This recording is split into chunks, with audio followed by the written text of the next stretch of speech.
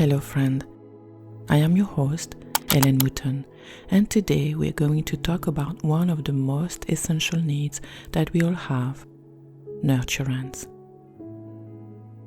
Nurturance is the act of providing care and support for someone or something. It's vital for our physical, emotional, and spiritual well-being.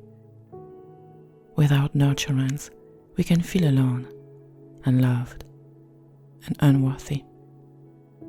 We all need nurturance from others, especially when we are young. We depend on our parents, caregivers, and teachers to provide us with touch, affection, and care. These interactions help us develop a sense of security, trust, and belonging. But nurturance doesn't stop there.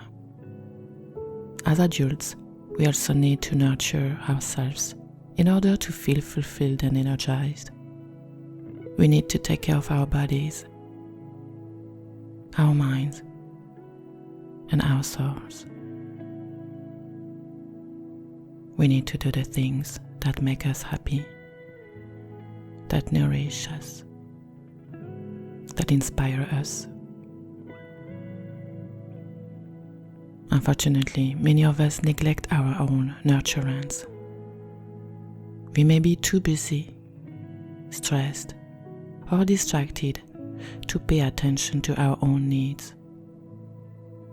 We may put ourselves last and prioritize others' demands over our own happiness.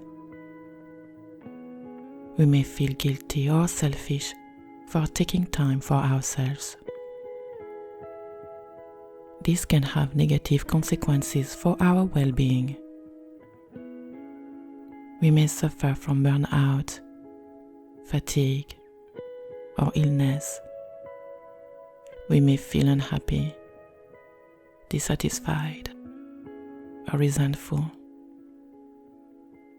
We may lose touch with our true selves and our purpose in life. But there is hope. We can nurture ourselves by reconnecting with our inner wisdom. The inner wisdom is the part of us that knows what we need and what we want. It's the part of us that guides us to our highest potential. By listening to our inner wisdom, we can nurture ourselves in healthy and positive ways. We can give ourselves the love and care that we always deserved. We can thrive and flourish. In this episode, I'm going to share with you some tips on how to nurture yourself and thrive. These tips are based on my own experience and research on self-care and compassionate communication.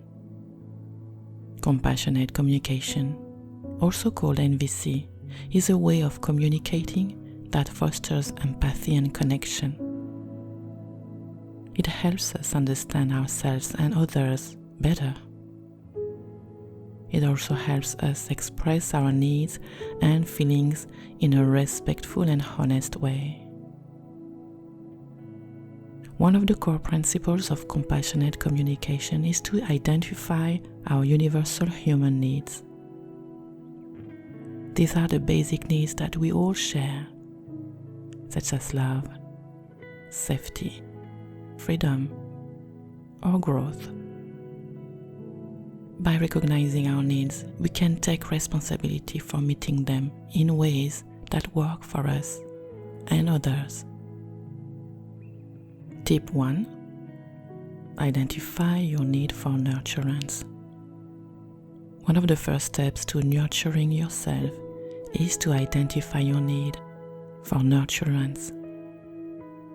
This is the need that drives you to seek care and support for yourself or others. It's the need that makes you feel loved and valued. To identify your need for nurturance, you can ask yourself questions such as, What does nurturance mean to me? How do I know when my need for nurturance is met or unmet?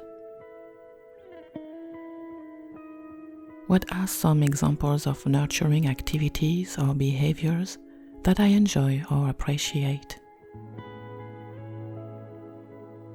How often do I nurture myself or others? Now, write down your answers in a journal or a notebook. Be honest and compassionate with yourself. There is no right or wrong answer. Just listen to your intuition and your heart. Tip number 2, meet your need for nurturance. Once you have identified your need for nurturance, the next step is to meet it in healthy and positive ways.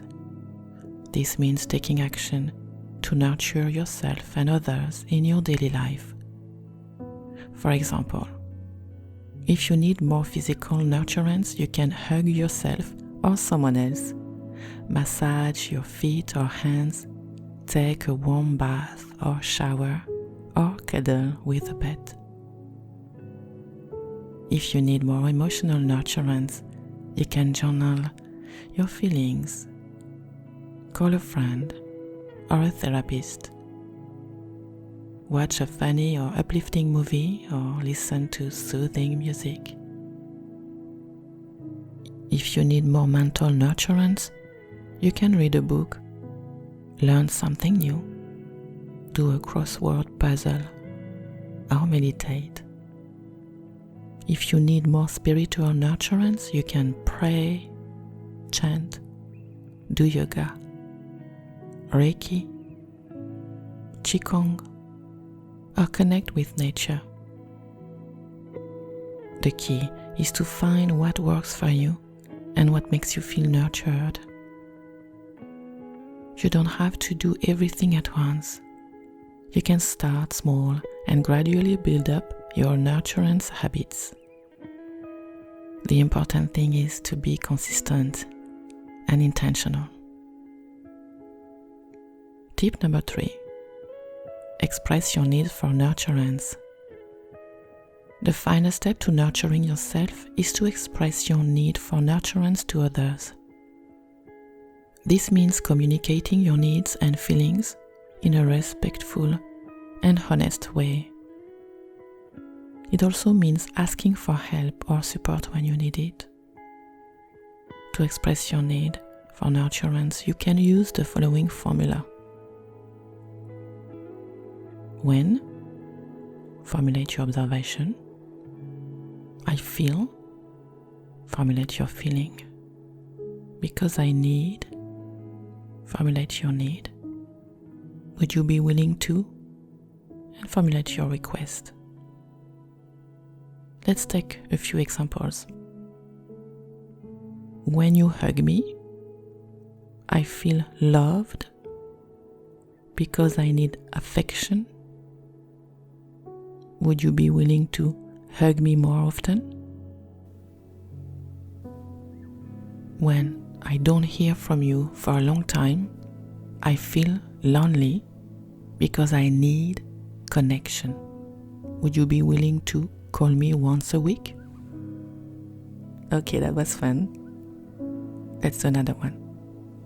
When I have a lot of work to do, I feel overwhelmed because I need balance. Would you be willing to help me with some tasks? So by expressing your need for nurturance, you are inviting others to join you in meeting your needs. You are also creating more empathy and connection in your relationships. You are nurturing yourself and others. That's all for today's episode. I hope you enjoyed it and learned something new. Thank you for listening and joining me on this nurturing journey. Namaste.